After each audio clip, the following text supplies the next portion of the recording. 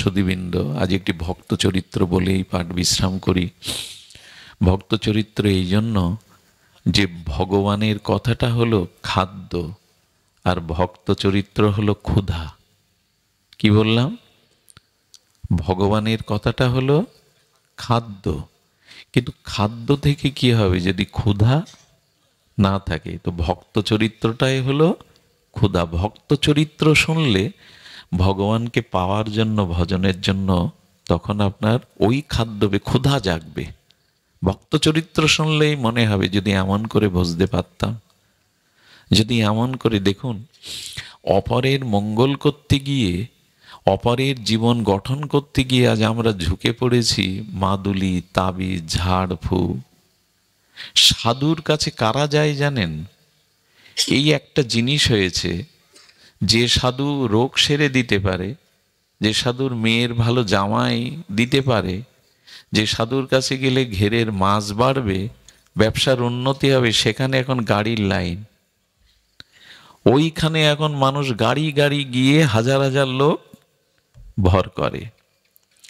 এই জন্য আপনি আসেননি, এই পাওয়ার জন্য শাস্ত্র বলেনি। ভবরোগী যদি না সারলো, বারবার জন্মাতে হয়, মরতে হয়, কর্মফল ভোগ করতে হয়, তো ওই সাধারণ রোগ সেরে কি করবেন আপনি? ভগবানের চরণে ভক্তি না হলে ভবরোগ যাবে না। বারবার জন্মাতে হবে, বারবার মরতে হবে, বারবার কর্মফল ভোগ করতে হবে। এই জন্য সাধুর কাছে কোন রোগ সারাতে যেতে হয়? ভবরোগ। আজকের দুর্দশা কি জানেন? সেই সাধুরই চল বেশি, সেই সাধুরই জগতে ভিড় বেশি, যেখানে ঝাড়ফু, মাদুলি, তাবিজ, রোগ শোক বড় লোক করে দিতে পারে। আরে একে নিজেকে একরকম ঠকানো। একটা দৃষ্টান্ত দেই। একজন দেবতার উপাসনা করেছে অনেক দিন। উপাসনার লক্ষ্য কি জানেন? লোক সাধু ভেবে তার কাছে এইসব আশীর্বাদ চাইতে আসে, রোগ যাতে সারে, সংসারে যাতে উন্নতি হয়। তো দেবতার ভজন করেছে, দেবতা সন্তুষ্ট হয়ে বলছে কি বর চাই বলো। বলে বড় লোক আমার কাছে আসে সবাই বেদনা নিয়ে, রোগ নিয়ে, অভাব নিয়ে, তাদের ইচ্ছা যাতে আমি পূর্ণ করতে পারি সেই বর দাও। বলে তুমি নির্ধারণ করো যে তাদের এই রোগ সারাবে, তাদের এই অভাব দূর করবে, তো তুমি কি চাও? ও তখন বুদ্ধি করে বলছে, প্রভু আমাকে এই বর দিন, আমি যাকে মাথার চুল একটা দেব, ওই চুল পেলেই তার সমস্ত আর এই ব্যাধি বলেন, অভাব বলেন, সব চলে যাবে। ভগবান একটু হেসে, দেবতা হেসে বললেন তথাস্তু। এরপরে শুরু হলো, যার দুরারোগ্য ব্যাধি, একটা চুল ছিঁড়ে দিয়ে দেয়, চুল দিয়ে দেয়, এটা নিয়ে যাও, সেরে যায়। কিন্তু এই কথা যখন প্রচার হয়ে গেল চারিদিকে, তখন মাথা ব্যথার জন্যও চুল নিতে আসে লোক। আর চুল থাকবে কদিন? দেখলো এই বড় বড় বিপদ দূর করার জন্য এই বর আমি নিয়েছিলাম, এই তো মাথা ব্যথার জন্য লোক আসা শুরু করেছে। এখন চুল কি আর থাকে? শেষে বলল, এই যা দুরবস্থা, তাতে এখানে থাকলে আমার আমার চুল শেষ, আর কতজন রে আমি চুল বিলাবো। শিষ্যকে বললেন, এক কাজ কর, যা কিছু সহায় সম্পদ আছে, টুকটাক টাকা পয়সা বস্তু নিয়ে আজ রাতেই চল কেটে পড়ি। এখন ওই রোগ সারালে লোক টাকা দিত, ওই দিয়ে বড় মন্দির, বড় সম্পদ, জমি জমাও করে ফেলেছে। সাধু হওয়াটার একটা সুবিধা আছে, এখানে টাকা পয়সা খুব দ্রুত পাবেন, মান সম্মানের সাথে জমি বাড়ি গাড়ি খুব দ্রুত পাবেন, লোক দিয়ে দেয়। ধনীর তো অভাব নেই, তাদের কিছু উপকার হলে, রোগ সারলে তারা দিয়ে দেবে। সাধুকে এই জন্যই রূপ সনাতন রাসপুত্র রঘুনাথ দাস গোস্বামী জমিদার পুত্র বৃন্দাবনে ছেঁড়া কাতা গায়ে দিয়ে গাছতলায় বসে রাধারানীর ভজন করছে। কারা সাধু? রূপ সনাতন রাজমন্ত্রী সব ছেড়ে দিয়ে গাছের তলায় ছেঁড়া কাতা গায়ে দিয়ে ভজন করছে।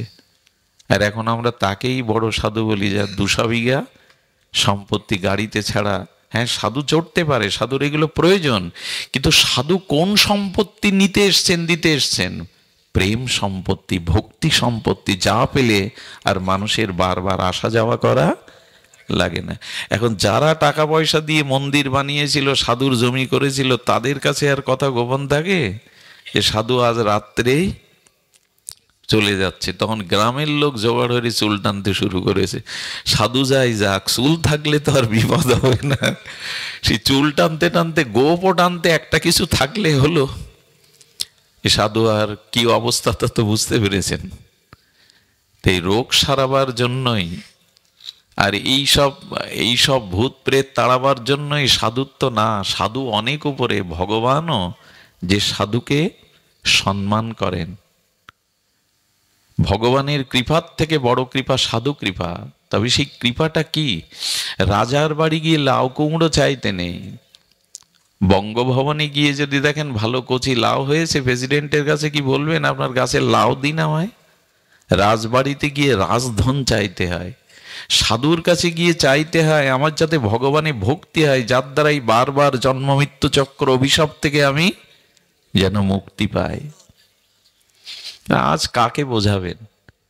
একবার বুধাটায় আমরা সঙ্গ করছি, দেখি আমাদের এক ভক্ত বাদলদা বলছেন, দাদা একটু অনুমতি দিন। বললাম কেন? বললো গাড়ি দাঁড়িয়ে আছে, আমরা 10 জন মতো ঝিনাইদা যাব। ঝিনাইদা এক সময় ওই যে জল ফু দিয়ে রোগ সারত, তো বলছেন চলে, নাম ছেড়ে ভগবান নামের থেকে উঠে যাচ্ছে। কদিন পরে শুনলাম সে ঝিনাইদার কাজ করছে না। এমনি করে তো কতই দেখলাম। এই জন্য এইসব তালে পড়বেন না। আপনার কর্মফলে যদি দুঃখ থাকে, ও ব্রহ্মাও এড়াতে পারবে না। দুঃখ রোগ শোক নিয়েই আমাদের এই জগতে আসা, এজন্য না যাতে চিরতরে ভগবানের চরণে ফিরে যাওয়া যায়, সেটাই চাইতে। শেষে চুল থাকবে না, গোপও ছিঁড়ে নেবে। হ্যাঁ, এই দুর্দশা আমাদের। এই জন্য বললেন সব থেকে বড় কবচ কি জানেন? যে কবচ রাখলে শত্রু ক্ষতি করতে পারবে না, সেই কবচের নাম শুনুন। পারলে এই কবচ গলায় আর হাতে বাঁধুন, সেটা সত্যের কবচ। এই কবচ রাখুন। সত্যমেব জয়তে, সত্যের জয় ছাড়া কখনো অসত্যের জয় হয়নি, হতে পারে না। দুদিন যা দেখা যায়। বেদ বলেছে সত্যমেব জয়তে, সত্যেরই জয় হয়। ওই কবচ হাতে রাখুন, সত্যই আপনার অস্তিত্বকে টিকিয়ে রাখবে, মাদুলি না, তাবিজ না।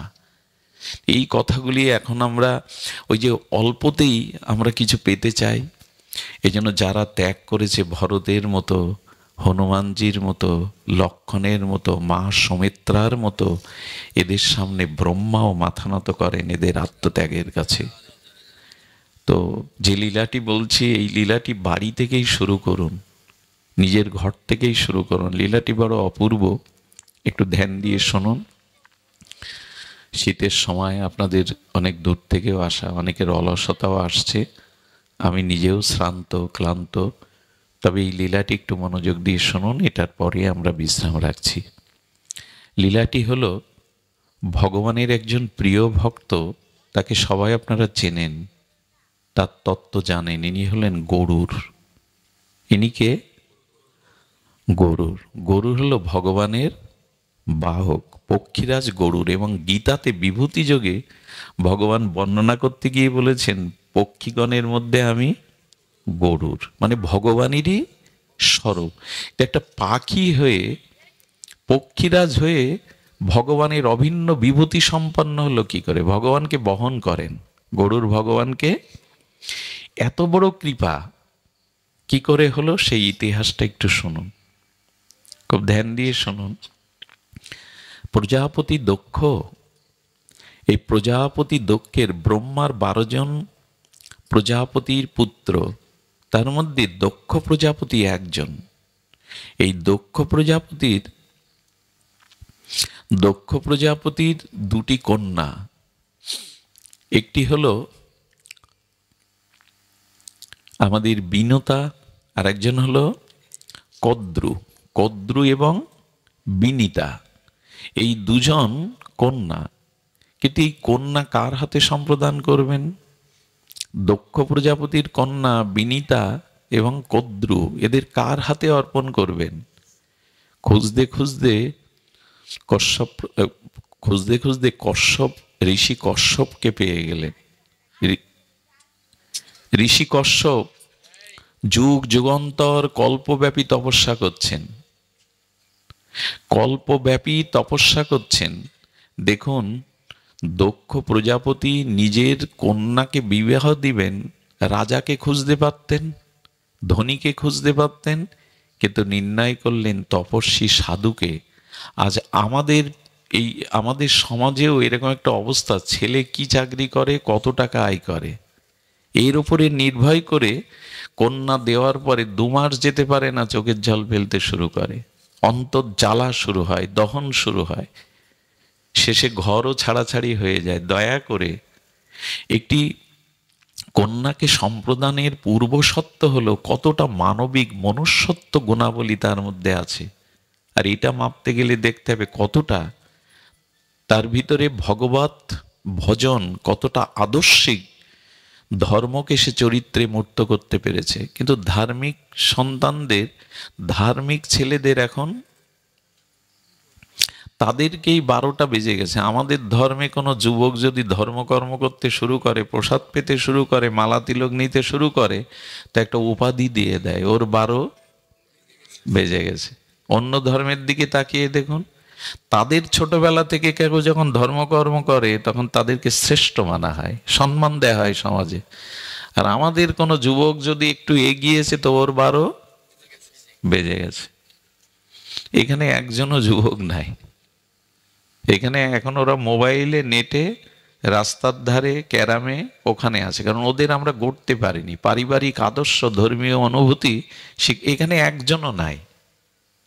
কি হবে? এই যে মেরুদণ্ড যার ভাঙা, সে সোজা হয়ে দাঁড়াতে পারবে না। যে জাতির যুবক যুবতীরা আদর্শ ধর্মমুখী নয়, এই জন্য তারা বিশ্ববিদ্যালয়ে পড়েও নষ্ট হয়, কলেজে পড়েও অন্য ধর্মে চলে যায়, আর কোডে উঠে বাবা মাকে অভিশাপ দিতে দিতে যায়, ওই ধর্মে আমি আর যাব না, ওই বাবা মা আমি চিনি না।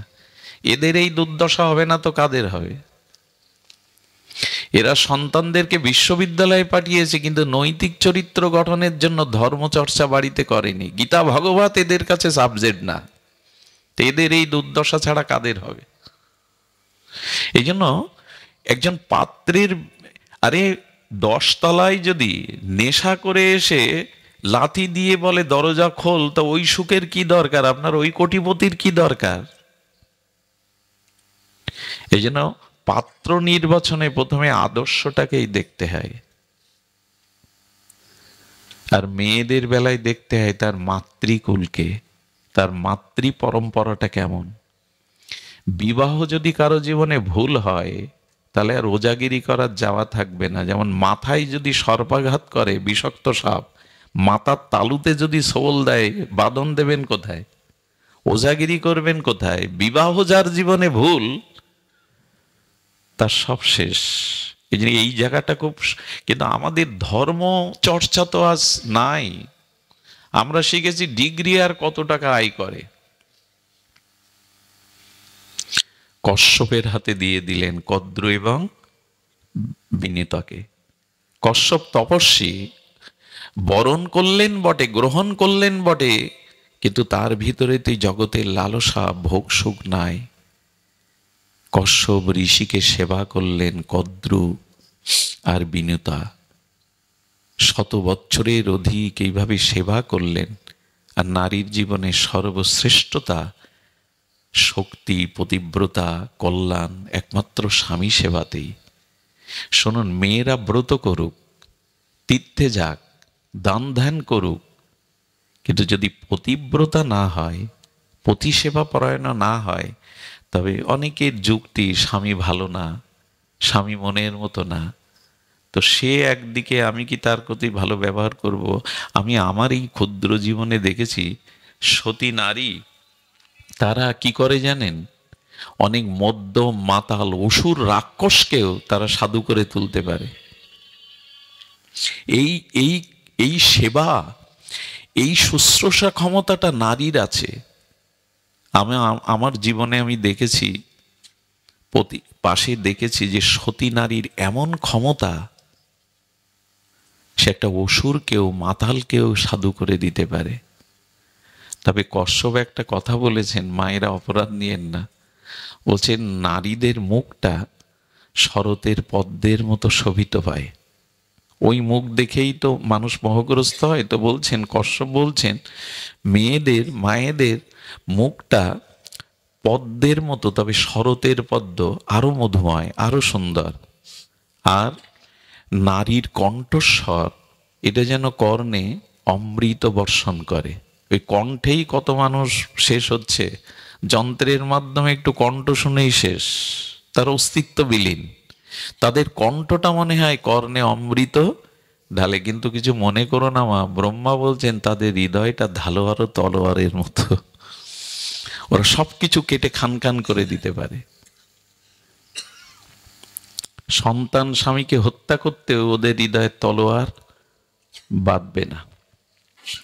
ব্রহ্মা বলছেন কি, দেখো জগৎ, কশ্যপ ঋষি বলছেন, ব্রহ্মাকে প্রশ্ন করা হলো, আপনি যে মায়েদের সৃষ্টি করেছেন, মুখটা শরতের পদ্মের মতো, কণ্ঠটা অমৃত সুধা ঢালে কানে, তার হৃদয়টা তলোয়ারের মতো করেছেন কেন? তো ব্রহ্মা বলছেন, দেখো আমি সৃষ্টি করেছি, অথচ মেয়েদের হৃদয়, মায়েদের হৃদয় আমিও খোঁজ রাখি না।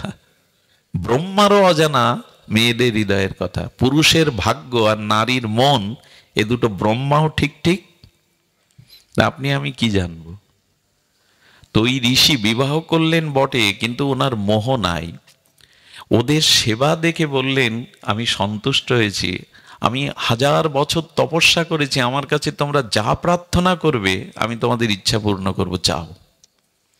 চাইতে কি হয় এটাও জানতে হয়। সাধুসঙ্গ না করলে, ভাগবত স্মৃতি না থাকলে, আমরা ওই যে রাজার বাড়ি গিয়ে লাউ চেয়ে বসবো। কি চাইতে হয় এটাও জানতে হয়। কদ্র কি চাইলো জানেন? নারীর জীবনে সব থেকে বড় প্রতিহিংসা যদি অন্য নারীকে সহ্য না করতে পারা। নিজের আপন বোনও যদি সুখে থাকে, আর এক বোন যদি সুখে না থাকে, তার প্রতিও তার হিংসা হয়।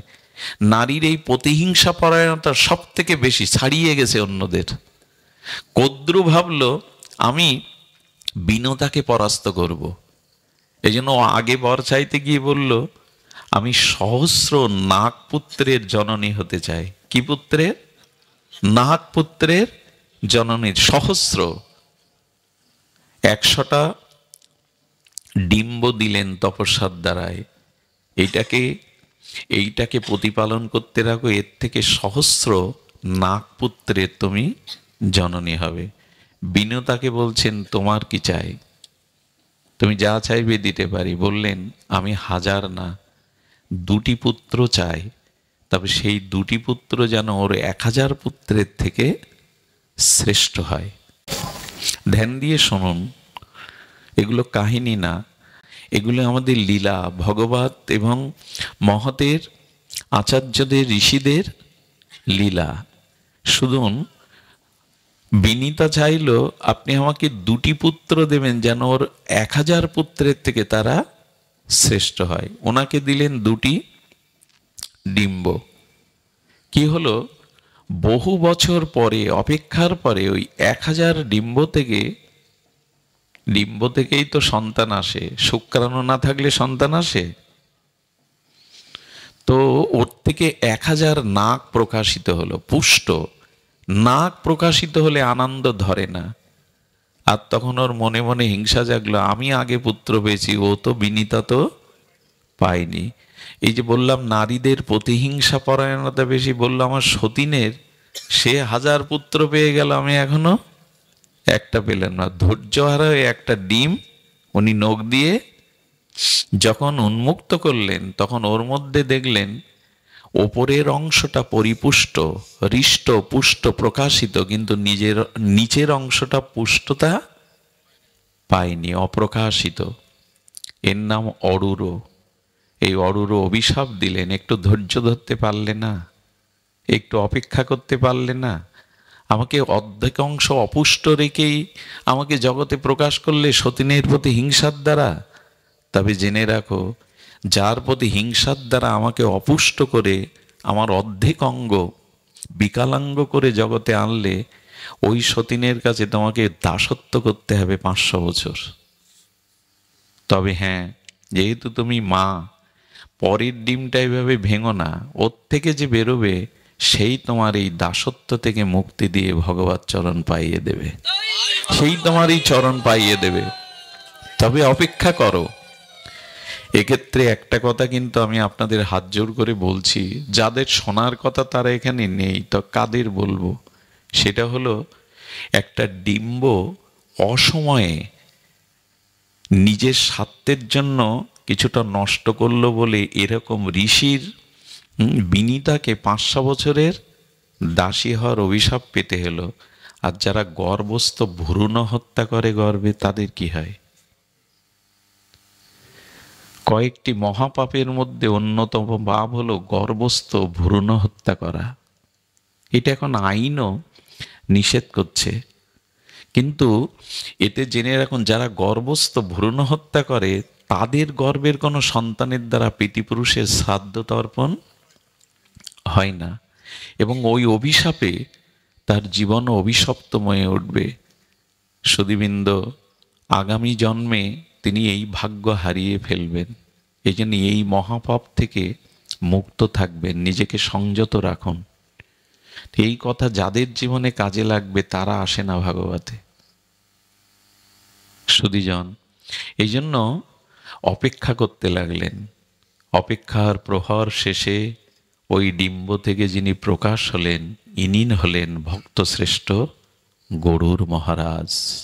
ওনার এত তেজ, দেবতারা প্রলয়কালে যে তেজ হয় অগ্নির, সেই তেজে যখন দেবতারাও ভীত সন্ত্রস্ত, তখন দেবতারা প্রার্থনা করছে আপনি আপনার তেজ একটু প্রশমিত করুন, নাহলে আমরা সহ্য করতে পারছি না এই তেজ। তপস্যার দ্বারা যে সন্তানের জন্ম হয় তাদের ভিতরে বিশেষ কিছু গুণাবলী থাকে।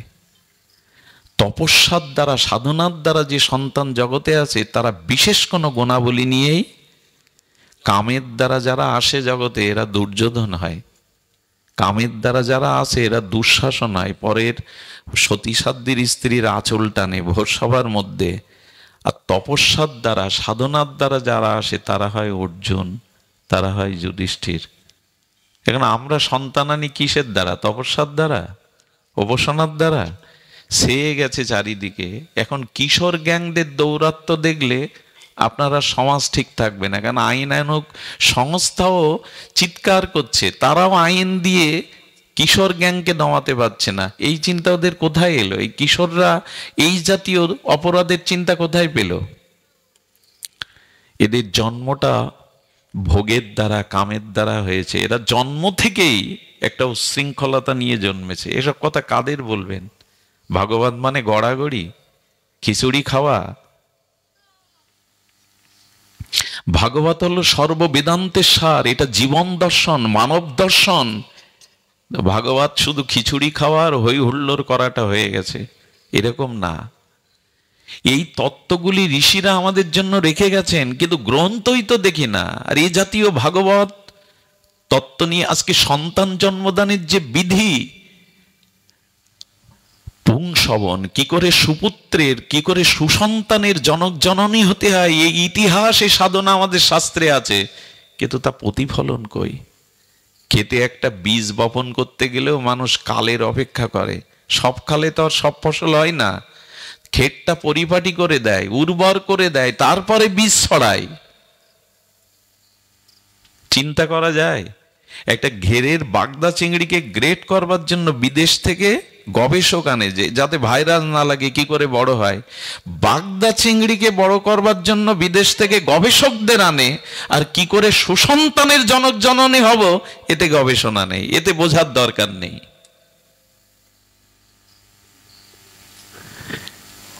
এখন হাই হাই করে কি হবে? আমার সন্তান মানুষ হলো না, আমাকে ভাত দেয় না, আমাকে কটু কথা বলে, এখন বলে কি হবে? একটা জিনিস শুনুন, জন্মজাদের দোষ এরা পরবর্তীতে সংশোধন হতে চায় না। এরা সৎ কথা শুনলে ঘাড় নিচু করে, কিন্তু সংশোধন হয় না। এরা রস পায় না সৎ পথে গিয়ে। দুর্যোধনকে কম উপদেশ দিল কৃষ্ণ, ফেরেনি। এই জন্য জন্ম সংস্কারটাই নষ্ট হয়ে গেছে। সুধীজন, জন্ম নিল গরুর, ঋষির আশীর্বাদ তো, আর মায়ের ছিল প্রতীক্ষা সাধনা, গরুরের তেজ প্রশমিত করলেন। উনি জন্মেই মাকে প্রণাম করলেন। আজকের সন্তানরা সকালে উঠে কজন মাকে প্রণাম করে যে ওই আশীর্বাদে সে বড় হবে? বাইজিদ বোস্তামির কথা মনে আছে? মা জল খেতে চেয়েছে মধ্যরাত্রে, অসুস্থ তো, এ তো শুধু পৃষ্ঠায়, এগুলো মনে হয় এখন আর পাঠ্যপুস্তকে নাই, এগুলো তুলে দেয় এখন। ডাবের পানি ঠান্ডা, খেয়ে ভরে মনটা, আগডুম বাগডুম ঘোড়াডুম, কি হয় এতে? এখন দ্বিতীয় ভাগও নেই। বাইজিদ বোস্তামি কি বলছে, বাবা একটু জল এনে দিতে পারিস? ঘরে জল নাই, পার্বত্য সংকল এলাকা, জঙ্গলে ঝর্ণায় জল আনতে যেতে হবে। মার জল পিপাসা, মৃত্যুকে সাপত সংকল জীবজন্তু উপেক্ষা করে মায়ের পিপাসা দূর জন্য গেল। জল বয়ে এনে গ্লাস ভরে যখন মা শিয়ারে দেখছে মা ঘুমিয়ে পড়েছে, মা ঘুমিয়েছে, মার ডাকাটা ঠিক হবে না, রোগে সংকুল মা একটু ঘুমিয়ে শান্তি পাক, যদি আবার জেগে ওঠে জলটা তখন দেব। সারা রাত ওইটুকু বালক জলের গ্লাস নিয়েই মা শেয়ারে দাঁড়িয়ে থাকলো। ভোরবেলা আজানের সুরে মায়ের ঘুম ভাঙলে আবছা চোখে দেখছে তার সন্তান শিশু বাইজিৎ দাঁড়িয়ে। বাইজিৎ, তুই দাঁড়িয়ে কেন? হাতে কি? বললো, মধ্যরাত্রে তুমি জল খেতে চেয়েছিলে মা, জল ঘরে ছিল না, তাই আনতে একটু বিলম্ব হয়েছে, ক্ষমা করো, কিন্তু তুমি ঘুমিয়ে পড়েছিলে, আমি তোমায় ডাকিনি। ঝরঝর করে চোখে জল এনে বুকে জড়িয়ে ধরে বলল, তুই 10-এর একজন হ, জগতে পূজিত হ। এই সুসন্তান এমনি এমনি আসে না, বিদ্যাসাগর এমনি এমনি জন্মায় না, এই জন্য তপস্যার দ্বারা সন্তান চাই। সেই গরুর মাকে প্রণাম করলেন। পিতামাতাকে প্রণাম করা এখন তো উঠেই গেছে। রামচন্দ্র সকালে উঠেই আগে কৌশল্যা মা, দশরথ এবং গুরু বশিষ্ঠকে প্রণাম করতেন। আমরা আজ প্রণাম ভুলে গেছি সুধীজন। এই জন্য গরুর যখন আবির্ভূত হলেন, গরুর আর মা বিনতা 500 বছর দাসত্ব করলেন এই সৎমার। একদিন গরুর বলছেন কদ্রুকে, মা তুমিও তো আমার মা, আমার মা আর আমি তোমার দাসী কেন? এর থেকে আমাদের মুক্তি নেই? তখন বলল, মার কাছে বিনীতা বলল, দেখ তোর যে ভাই অস্পুষ্ট ছিল, সে সূর্যের রথের সারথি হয়েছে। ওই যে অরুর বললাম না, ও সূর্যের রথের সারথি, তাই সূর্যের রথটা একদিন দেখিয়েছিল তো আমার সন্তান। আমি আর তোর সৎমা ছাদে দাঁড়িয়ে আমি বলছিলাম সূর্যের রথের অশ্বের পুচ্ছ লেজ সাদা, কিন্তু কদ্রু বলল কালো। তখন প্রতিজ্ঞা হলো, যে জিতবে সে তার, যে হারবে তাকে তার দাসত্ব হয়ে থাকতে হবে, সারা জীবন তার দাসী হয়ে থাকতে হবে। কূট কৌশলে ওই নাগকে পাঠিয়ে দিল। কদ্রু তার সহস্রপুত্র নাগ বলল, সাপের লেজ, ওই যে অশ্বের লেজটা, ঘোড়ার লেজটা ঢেকে দাও জড়িয়ে, যাতে দূর থেকে দেখা যায় সাদা না কালো। এই কৌশল করে, ষড়যন্ত্র করে হারিয়ে দাসী করে রেখেছে। গরুর তখন বলছেন, মা তুমিও তো মা, এই দাসত্ব থেকে কি পেলে আমরা মুক্ত হব? প্রকৃত সন্তান মায়ের দাসত্ব দেখতে আসেনি, মাকে পূজিতার আসনে বসাতে এসছে। প্রকৃত সন্তান মায়ের দুঃখ দূর করার চেষ্টাই করে। বললেন, আমার মা এই দাসত্ব থেকে কি করে মুক্ত হবে? বলে, শোন গরুর, স্বর্গের যে অমৃত ভাণ্ড আছে তা যদি এনে দিতে পারিস। কেন চাইছে জানেন? ওই অমৃত এনে ওর ওই 1000 সন্তানকে যদি খাওয়াতে পারে, ওরা চিরজীবী হবে, শক্তিশালী হবে, তখন এদেরকেই বিনষ্ট করতে পারবে। উদ্দেশ্যটা, কৌশলটা সৎ না। বলল, ওই স্বর্গের থেকে অমৃত ভাণ্ড। গরুর বলল, মা তোমার আশীর্বাদে আমি তোমার দাসত্ব মুক্ত করতে আমি চললাম। মার আশীর্বাদে এই গরুর ভগবানকে স্মরণ করে স্বর্গ পর্যন্ত গিয়েছিল। কিন্তু স্বর্গের অমৃত ভাণ্ড, যার জন্য এত দৈবাসুর যুদ্ধ, তাকে সহজে পাওয়া যায়? শুনে এখন বর্ণনা করছেন মহারাজরা, যে কুয়োর মধ্যে, একটা গর্তের মধ্যে ওই অমৃত ভাণ্ড আছে, এই কুয়োর উপরে একটা সুদর্শন চক্র আছে, একটা পিপিলিকাও যদি যায় 1000 খণ্ড হয়ে যাবে। এবং ওই অমৃত ভাণ্ডের ওপর দুটি সর্প আছে, যা দংশন করা লাগবে না, চোখ দিয়ে বিস্ফোরণ বিষের দ্বারা সেগুলি তাকালেই মরে যাবে। আর হাজার হাজার দেব সেনারা পাহারা দিচ্ছে ওই অমৃতর ভাণ্ডকে, কেউ যাতে নিয়ে না যেতে পারে। অসুররা মাঝে মাঝে তো আক্রমণ করে। এই জন্য গরুর গিয়ে প্রথমেই ভগবানের নামের দ্বারা ওই চক্রকে বিনাশ করলেন, আর গরুর চঞ্চু দ্বারা সমস্ত দেবসেনাদের পরাস্ত করে সাপ দুটোকে ছুড়ে দিয়েই অমৃত কুম্ভ নিয়ে আসছেন। অমৃত কুম্ভ নিয়ে আসছেন, তখন ভগবান বিষ্ণুর দৃষ্টি গেছে, জগৎ এই দেখো ভক্তের চরিত্র কাকে বলে দেখো। আচ্ছা, গরুরের জায়গায় যদি আপনি আমি হতাম, ওই অমৃত কি করতাম? আগে কি করতাম? অন্যকে দিতাম? আগে তো আমি পেয়ে নি। তেমনি এই সংসারে তারাই ভক্ত হতে পারে যারা আমাদের সমাজে অমৃত কি? অর্থ, যশ, খ্যাতি, পদ, প্রতিষ্ঠা, এই অমৃত পেয়েও যারা এগুলি চায় না, এরাই তো ভক্ত হতে পারে। পদ, প্রতিষ্ঠা, যশ, খ্যাতির লোভ যার নাই, ভগবান বিষ্ণু তখন বললেন, গরুর অমৃত পেয়েও যে অমৃত মা দাসত্ব মুক্তির জন্য অমৃত পান না করে, আমি তোমাকে আশীর্বাদ করছি, তুমি অমর হয়ে যাও, তুমি আমার ভক্ত, আজ থেকে তুমি আমার প্রিয় ভক্ত। এমন নির্লোভীকেই তো আমি আমার ভক্ত করি। ভগবানের দেখেন, মার প্রতি যারা সেবা করে, মাকে যারা শ্রেষ্ঠ মনে করে উপাসনা করে, তারা ভগবানেরও আশীর্বাদ পায়, অমর হয়ে গেলেন। দেবরাজ ইন্দ্র কি ছাড়বে? বজ্র নিক্ষেপ করলেন, আরে স্বর্গের সব সম্পদ নিয়ে যাচ্ছে। দেবরাজ ইন্দ্রের বজ্র এসে যখন আসলো, তখন বজ্র ক্ষতি করতে পারলো না। ভাগবত কি বলছে জানেন?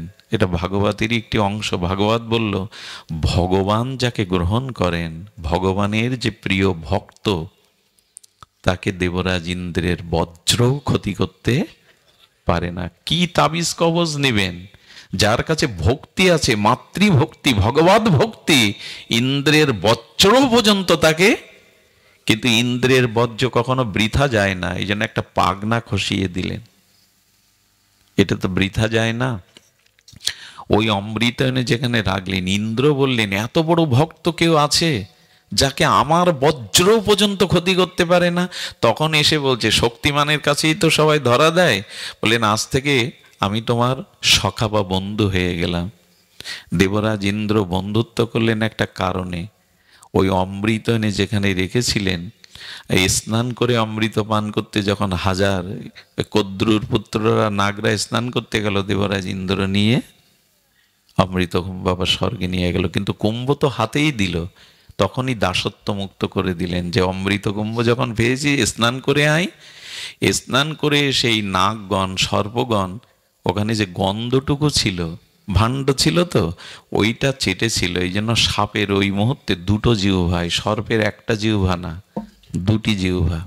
অমৃতেরটা একটা মহিমা থাকবে।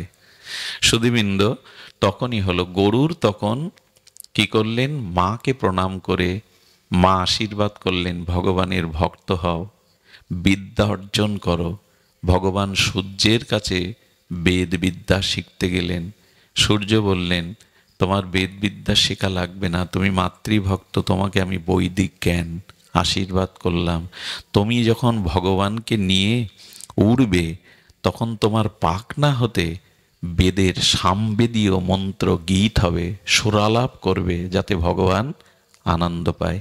বলার উদ্দেশ্য এই, মাতৃভক্তি যদি কোনো সন্তানের থাকে এবং ভগবত ভক্তি যদি তার সাথে যুক্ত হয়, তবে তিনি ভক্ত শ্রেষ্ঠ, ভগবানের বাহন, গরুরের মর্যাদা পেয়ে যান।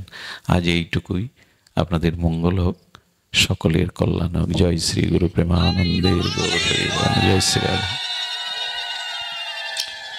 সুধীজন, আমাদের ধনঞ্জয় কিছু এখানে ঘোষণা দিন না, আমি আর আসতে পারবো না। সুধীজন, কিছু গ্রন্থ আছে, আপনারা ধনঞ্জয় কৃষ্ণ দাস আছে, যদি কোনো সহৃদয় ব্যক্তি থাকেন, এই গ্রন্থ সংগ্রহ করতে পারেন। এটা বাণিজ্যের জন্য না, রাধাকুণ্ডের কিছু দুষ্প্রাপ্য গ্রন্থ আপনার সংগ্রহ করতে পারেন। উঠে দাঁড়িয়ে আমি মধুসূদন দা, আমাদের মরুদা, যারা আগে থেকে এসে কীর্তনাদি করেছেন, আসুন আমরা উঠে দাঁড়িয়ে একটু ভগবানের নাম সংকীর্তন করি। জয় শ্রী রাধে।